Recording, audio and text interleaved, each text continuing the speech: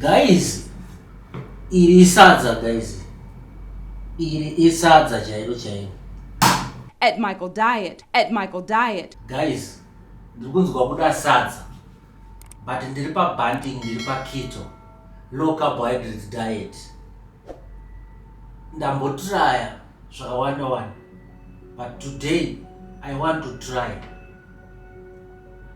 lupin beans. Tunaona kuti dzinoita ere kuita sadza. Saka dzinenge dziri beans. What I did, ndakadzitenga ndobva ndadzisoka. So ndakadzisoka muzipoto rangu iri. Dzimwe munoona dzichirimo idzi. Then ndakadzisoka overnight. The following day ndobva ndarasa mvura.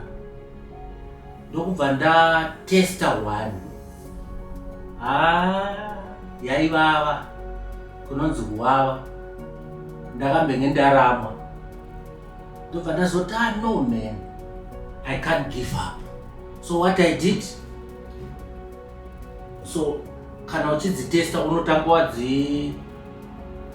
wadzitonongora so urasa ichi wodya hadzaivava first day.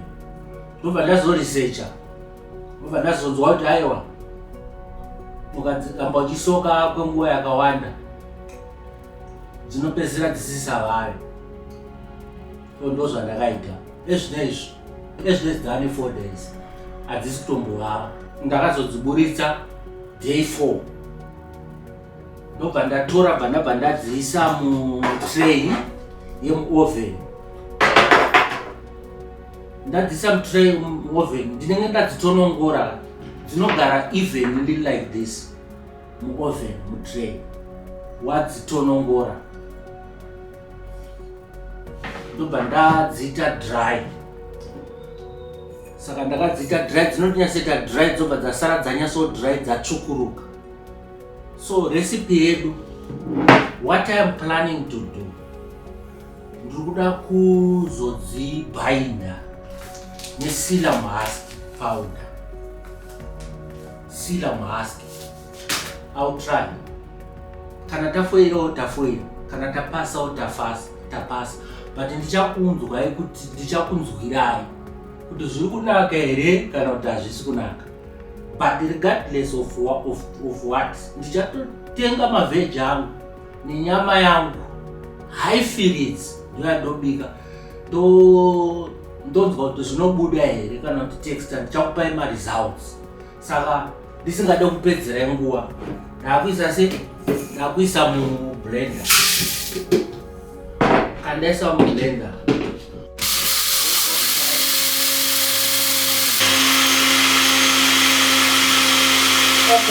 unoona guys, toona kuti texture inondoienderana nekusadza hakutlaya. But sorry guys, ndiri munhu womurume ndinongoitawo zvinhu zvadei ndakwanisawo.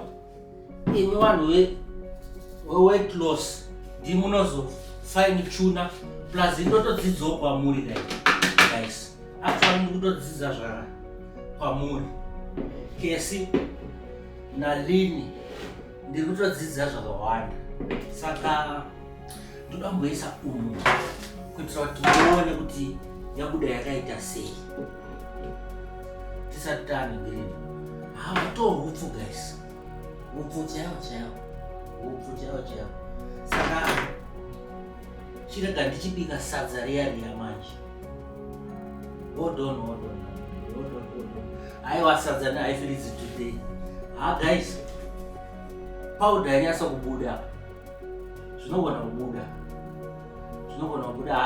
Ndiri kufara. Guys,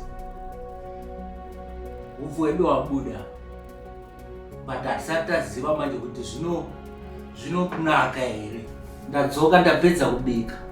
So kubika kwandazoita ndazoisa 2 tablespoons epsyllium husk. Ndobva ndabika unge mabikira atinoita sadza aya. ndobva ndamboti kwatisei for I think for 1 to 2 minutes.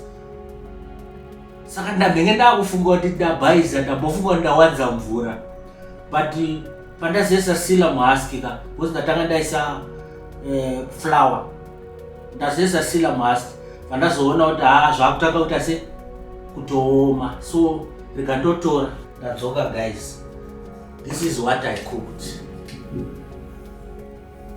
This is what I cooked. Ndinenge ndazoita kuti zviome mchana, zvinenge zvakaoma. Maybe ndawanza sila muhaski ndaifanira kuisa 1 maybe, but iri sadza iri ndikufungaira. Asi ndabika muriwo high freeze, but let's taste.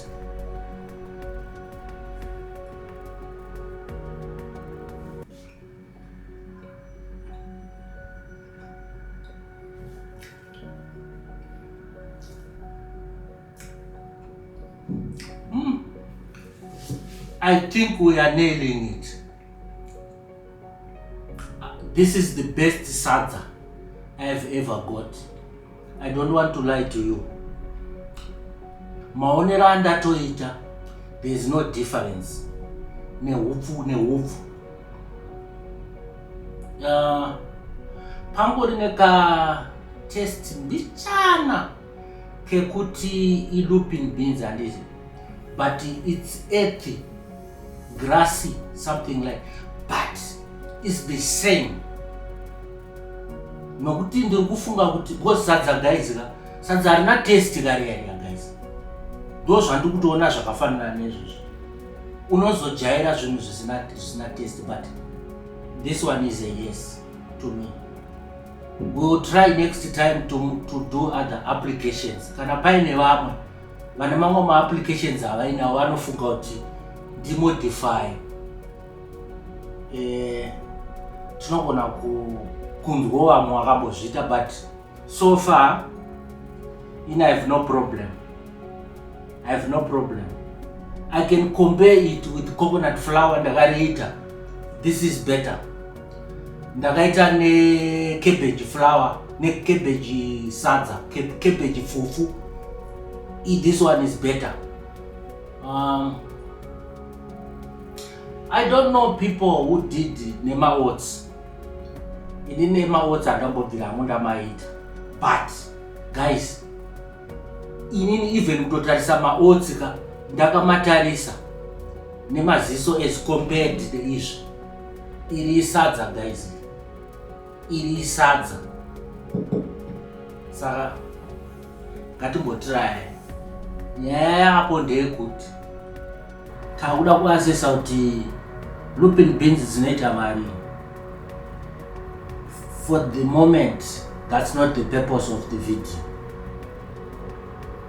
Asi idzi ndakadzitenga tongoti almost $2 or $3. Dzakawanda. Ofuchi ndotogona kutobika ka2 or ka3. So that's the general price yandaona kuno amusi muZimbabwe. Availability ye lupin beans andizivi kuti kuZimbabwe. Ini kuZimbabwe andambodziona. Maybe dziriko kana kuti dziri kuSouth Africa. What I'm proposing now is comment in comment section. Tipanane mazano. And we are in this together. Tiri family. But musakanganwa handiti subscriber, kulike, mufollow mukoma Michael. Ndo venyu wavo veketo diet ne banting. Thank you.